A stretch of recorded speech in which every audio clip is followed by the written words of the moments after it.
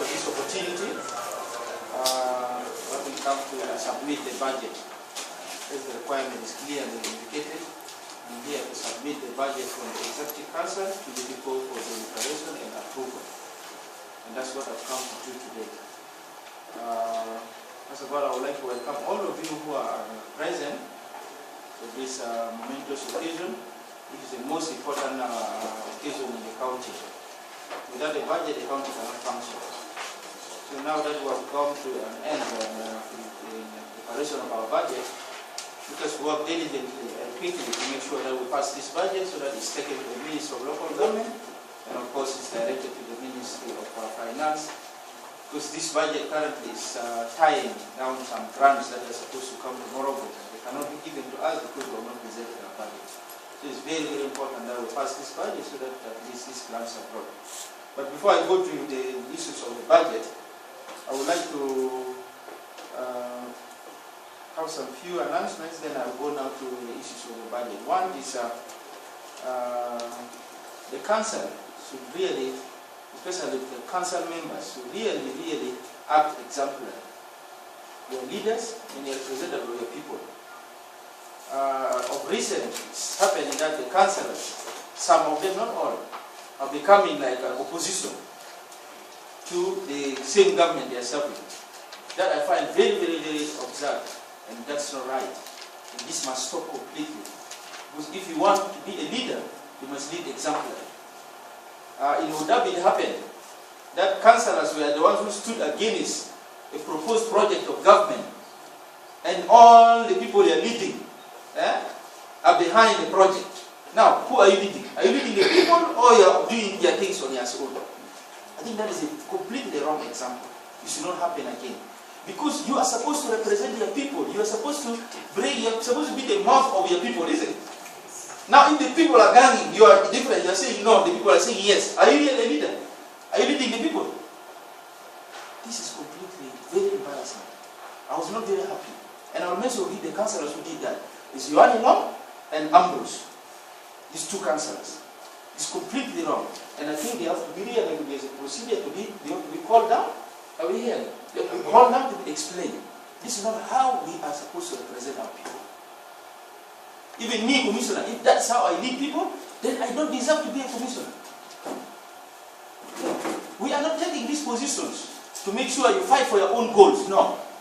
We take this position to fight for the people, the defenseless, the people, the poor, the helpless, the people who chose you here to come and represent them. Come and talk issues that will improve their lives. But if you come here and talk issues that improve your life, then you are not a leader. And I think this must stop. This is number one thing that I really want to be very honest. Because for me, I call a spade a spade. And it's very good to read. It's not personal, it's something that us as leaders will need to be responsible. Number two, attendance. The attendance of the council is sometimes not good now. For instance, I can mention some people here, I don't know why they are not in. So we need to see and we follow the rule. The procedure says, if you miss 3 times consecutively, you are knocked out. Without any proper reason. You are immediately knocked out, and I think we need to enforce that. So some people want to keep the seats of the council just to confuse people in the village, but they don't come here and represent the people and to try to do the business that the people have selected them to be councillors for. For instance, how many councillors here have given a permission today not to come? A genuine one. It's only one because of the local director is going to Kimba. There's a Kimba Payam. They say that they wanted to attend to executive director. Which is good. But there are some councillors here which I can mention who did not. No, is he from Kimba? No. Ambrose, is he from Kimba? He's not around. No. You see this? Dr. Charles, is he from Kimba? No. He's coming here. So I know the people. I want to make sure that if you are called to come for the council, you have to come. I know the people who are around, the people who are not around without permission, we should now start checking. You don't come for a council meeting without any permission 3 times, as the law says, we put you up and we bring someone who is interested to help our people move forward. The second announcement that I wanted to make is the issue of cleaning of Morocco town. Morocco town is very dirty. We need to encourage the spirit of volunteerism. So we are going, as the people of Morocco, on the 12th. We are going, this SSTV coming. They are going to make a documentary on Morocco for 5 days.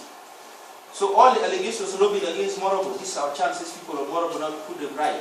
And to deny and to disagree with anything to say that, oh, Morobo people are doing. For instance, rebels, where are the rebels? If they say they are rebels in Morobo, point us where are the rebels, then we go and we can photograph. Because we are here for peace. As the speaker said, everybody here understands we are for peace. We are for peaceful coexistence. We denounce any person against this government. So this is an elected government we're serving, and we're working under the presidency of Salva Kiir Mayardis, nothing else. So our people denounces this, and you have seen also SPLM 98% during the 2010 elections. Morobo gave SPLM 98%. So are we against the government or we're pro-government? So if there's anybody peddling rumors against the people of Morobo, this is why we need to put it right as the people of Morobo. And this is why I've called all the intellectuals are coming on the 13th, where we discuss issues of Morobo. We discuss how we move forward, how we defend our people, how we present ourselves as one people. And that is what I wanted us to do. We want to go in united force. When something happens to one person of ours, we want to stand behind him or her to make sure that we don't leave a brother or sister alone. We are Morobo people, and we need to fight for Morobo as a people, not as individuals. Because as individuals we cannot do anything. But if we fight as an entity, we can present ourselves and our case will be strong. So on the 12th we shall be cleaning. All councillors will come. It's only 2 hours cleaning of Morobo town. So that now you can pass a bylaw. If you pass a bylaw that, oh, you pour water, you pour that outside, then you can change the person. Because you have shown an example that this town has to be clean like this, isn't it? So if somebody now puts something, then you see now, the other time I did it because I wanted you to see the example. Now that you have done it, we can charge you, isn't it? And that's when we can also raise money and we can keep the town clean. Because if you see the town is completely not decent. So we have got help from UNICEF. They're giving us gloves, aprons. They're coming today. SSDO has already given us, I think, 4,400 yesterday or so. The soldiers, all organized forces, everybody is coming there.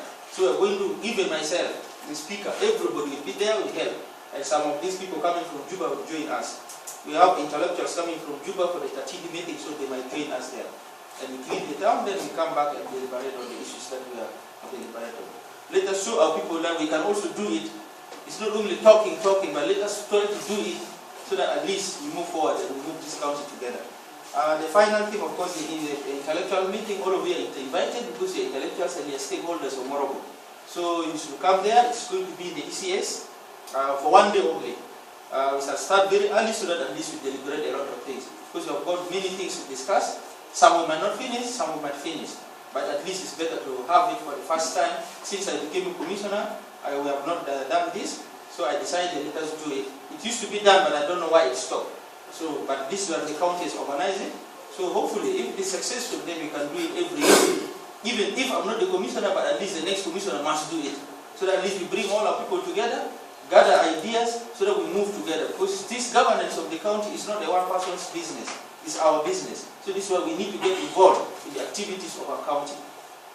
These are the few announcements I wanted to make. The first, of course, coming to the budget. This is a good deliberation that we are going to be making. As I said earlier, my role here is to submit the budget from the executive council as a chair to submit it to you. And it's very clear in the thing. I'm not going to be sitting here for the whole process. Our planning officer will be the one doing it because he has been doing that. One thing I wanted us to know is let us know the principles of this budget. We should know that this budget, number one, the plans in the budget must be realistic. If there's anything in this budget which is not realistic, knock it out. Because that's waste of time, waste of our money, and of course we cannot realize it. So that's number one thing that I want you people to be looking at this budget.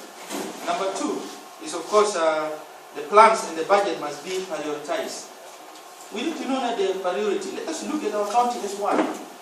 We should not look at ourselves as, oh, Odabi, Lujulo, Kimba, Panyumi, Gulumbi. Then you, because you are from Gulumbi, are fighting only for Gulumbi. Then you forget about Kimba. Let us look at this budget as helping our people. If there's really need in the Odabi, like now there's need in Odabi, we're giving 3 boreholes next year to Odabi. With this need of boreholes there. Yeah, in the basis of the executive director, he told me there's need, we are giving 3.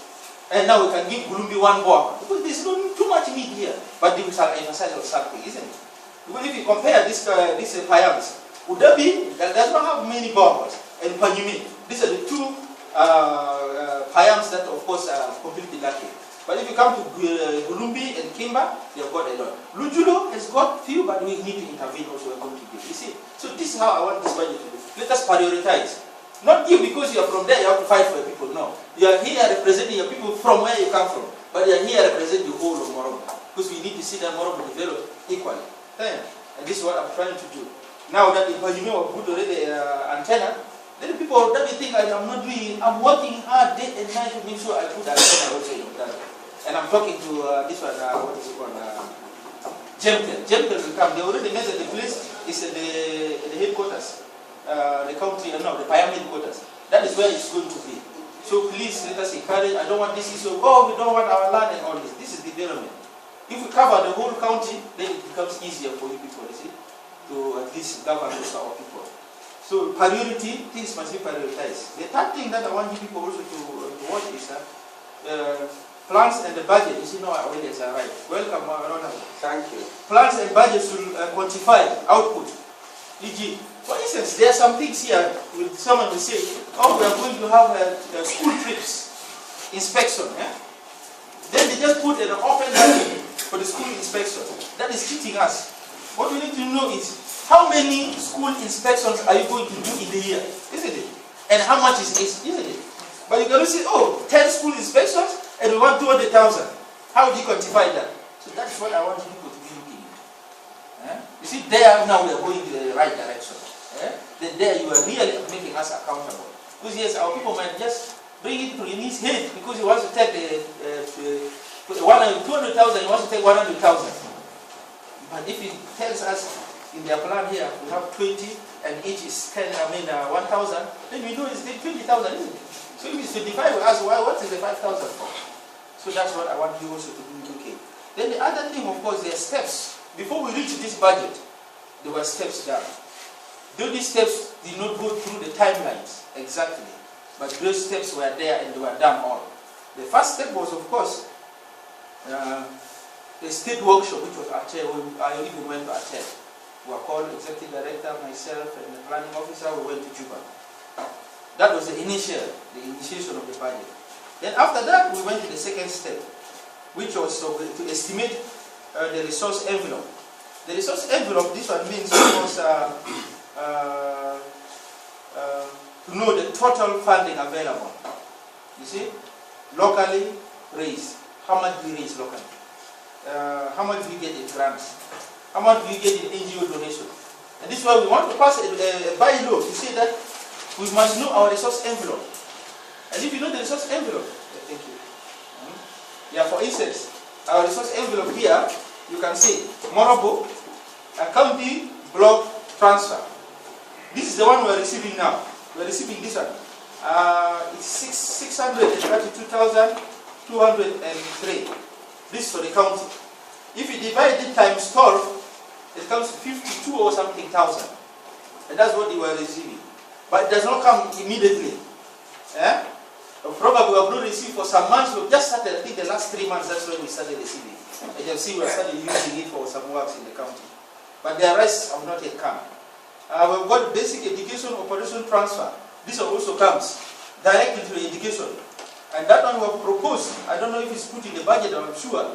We're going to complete the education block behind us here.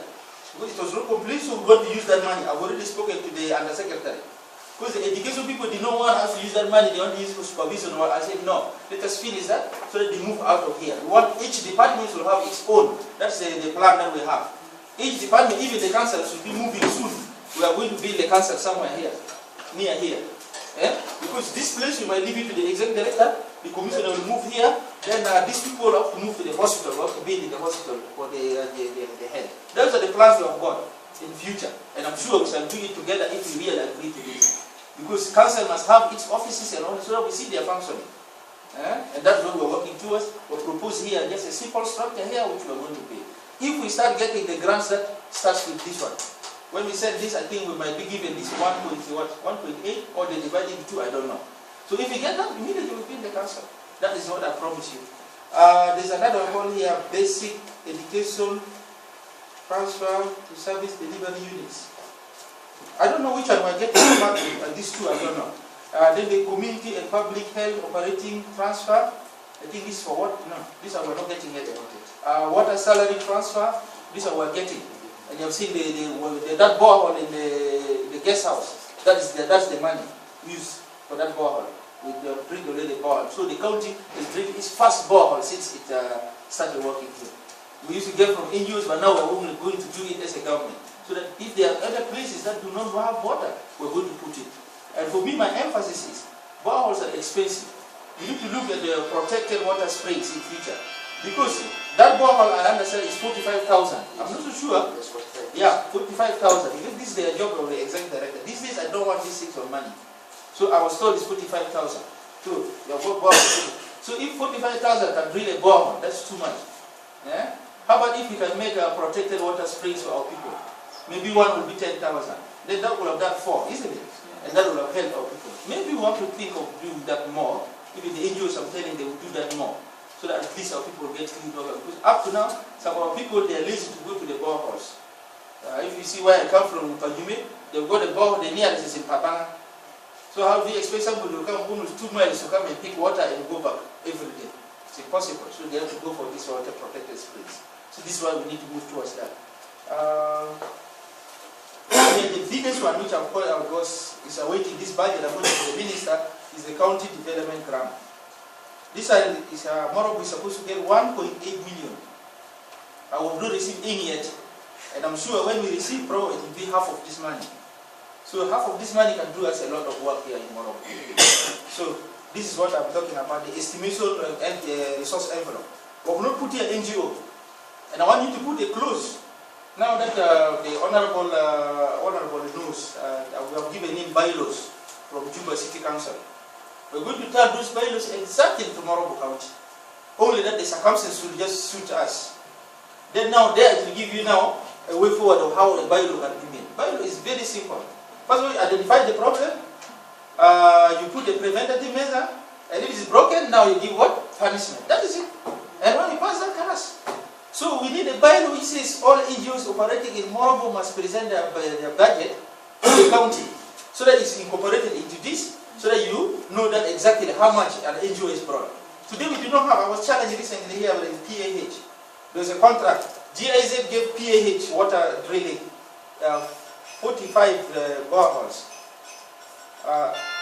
45 boreholes, suppose. Well, 45. So that 45, this PAH decided to take money, they take their profit, then they contracted somebody. Yona Limi. Yona Limi also decided to take his profit, then he contracted somebody with Al-Hajj. They contracted somebody now, and their assessment is 4,700 what? But the whole project for 2 counties, Mabui and Morobo, for the 100 boreholes, is 245,000 euros. That is like $500,000. Now you see how we are playing it. So if you do not protect us with a law, because they ask me, where is your law? I do not have. Where is the state? It's not there. I'll give you the letter they wrote to me. But now we have arranged with GIZ now. Look, let us wait till the auditing is done by GIZ in February. Then they will give us the report. Then there we shall cross-check with what exactly has happened in Morobo. Then now we shall raise our report also to them in our complaint. Because I did complain. So you have seen, NGOs are coming here, they're taking back their money. And if we're not strong, that's how it's going to be. Because it has been like that. I work with the NGOs, I know some of them are not doing the right thing. Some of them are doing the right thing. Though the intention in the beginning is good, but at the end here, it's completely not a good intention. So we need to open up our eyes to make sure that the oversight departments all do that. All of us are responsible for oversight. Don't be that, oh, you see now, the ward now being built in the hospital. That is $75,000 US. But at least it's worth it. But if you see the theater, if you see the paperwork for the theater, how much was the theater? $300,000 US. This house here, 100-something thousand US. Is it realistic? Not realistic. So Yajama, this is why we need to work together to make sure we are not cheated. If we work together, we shall not be cheated. But if we are not together, we cannot completely do anything. Because the forces against us are too big and they're too strong. Number 3, of course, we need to set budget ceilings. We should not just put the budget, people just bring it without ceiling. We should know something realistic. We cannot say the office of the commissioner has to run with this 1 million in a year. How do you justify that? Is that a real proper ceiling? So as I say, beyond at least, the commissioner should have maybe 30,000. Beyond 30,000, it must come back to the council. You see this? Yeah? Or it has to be taken through a procedure where it's said to be allowed. Because sometimes this will be encourage corruption now. You see? You pass your ceiling quickly and you just go. Yeah? Supplementary budget, supplementary budget. We do not want to be working on supplementary budget. For me, I want to work with full budget. Budget which is passed, already is followed the procedure as I'm saying. This is the third step. The fourth step is, of course, we need to prepare preparation of departmental budget. Definitely, we need to make sure that every year the process should be followed properly. Every department should make its budget. Even the council is a department. We can call it a department because you have got a budget you need to run. Yeah? Your sittings have to be paid, isn't it? Your transfer has to be paid. What is that other thing? Your feeding has to be paid. And now, yeah? Accommodation. Yeah, all these things, of course, you put and prepare a budget. Then you bring it to him. Then it goes through all these processes and we see. Then you come on and approve it. Because currently, you say the county is working without a budget. Even the council is working without a budget. Tell me when is their budget? Yeah? Last time somebody said, the county was working without a budget. I almost said, you are even working without a budget because you don't have a budget. Did you present a budget? No. So now we need to learn. We need to present our own budget also. So that we say, in our budget is this. And you see, we go according. In some places, the council, this is a different government body by the way. There are three bodies. There's a judiciary, legislature, and of course executive. But in South Sudan, executive is moving over everybody. Because the other two bodies have not taken themselves serious. You see this? If you have to take yourself serious, you make a budget for the legislature. You have seen in Juba now, they are trying, there are some vehicles, you say JS, Justice, what is it? That is a department. LA, Legislative Assembly, you see what I'm saying? Because this is what they are trying to force, not everything goes. Because there's a Legislative Assembly, there's a judiciary. These are three different branches. They have got their independence. You see? We will be the first, if you make a budget, if you have money, we will be the first to allocate you your budget, then you also report, you oversight it. Because you need to run your affairs yourself. If you attach yourself to the executive, then you become like subordinates of the executive, isn't it? And then you don't do your job properly. Because anything with money, if the executive, he's the king now, even for me. I have to talk to him properly to give him money. Because I'm not the custodian of money, he's the one. You see? But if you have your own budget and you're given, you've got your own account and all this, which is supervised by the county, you are allocated your money inside the account. Then you account to the county and it comes like this. You see this, eh? And there, of course, all of us will be happy. So I think that's the best way to go. It has never been done, but we shall try it in Morocco because this is supposed to be done. So, the fifth one is, of course, a compilation of the county budget. All now, the compilation, which is his job, is supposed to be the owner compiling everything from all the departments when they're brought in, he compiles, like what he has done now. Of course, then it goes to the approval by the Executive Council, which of course we have done our part, but of course we're not the final people, so I brought it down to you. Then approval by the County Legislative Council. This is what I'm supposed to do. Present it to you, bring it to you and hand it over to you like what we're doing. I do not have copies, but I'm handing it electronically. So that you go through it, you make the final touches, then now it comes, and I sign, then it's taken to the Ministry of Local Government. Then the Minister compiles it there, and then it takes where? To the Minister of Finance. We cannot take it direct to the Minister of Finance. It's the Minister of Local Government who is supposed to handle it. He's going to incorporate it into his budget of the ministry. Then, of course, the submission to the Minister of Local Government. Today, my job is simple. Honestly, is to come and hand over, submit this budget to you. Please deliberate on it, as we have already said. Make sure that it's the priorities are got right. Make sure that it's realistic. And make sure that the quantification is really the right one. Thank you very much for your attendance. I don't have much to say. Today I will not take questions because that's not what I came to do. Thank you so much. Wish you a good deliberation and see you soon.